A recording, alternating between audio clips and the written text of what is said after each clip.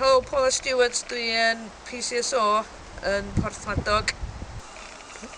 Da ni wedi cael pres pact gan yr heddlu at i meithrinfa hen ysgol yn Porthmadog i helpu'r plant cael dod yma i cael pawb i trin eu plot bach nhw, so maen nhw'n mynd i tyfu ffrwytha a llysiau yma, bydden nhw'n gallu defnyddio hynna yn yr ysgol ei hun wedyn, yn y meithrinfa ei hun wedyn.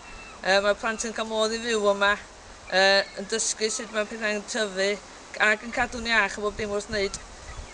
Hefyd, da ni yn gwneud Shared UK efo nhw, deud wrth nhw sut i cadw eu offerenna yn saff. Dwi wedi bod yn siarad fel plant, say hello to PCSO, lle bod nhw'n ofyn plisman, so weithio mae rieni yn deud nhw bod nhw'n mynd i gael rowg yn plisman, ond i ddeud nhw peidio fod ofyn plisman. Da ni'n trio wneud dihuru'n diarth fyd stranger danger efo'r plant hun, mae'n heina sy'n dallt yn well. A dyn cadw pawb yn saff, a dyn mae pawb yn enjoy hynna'n.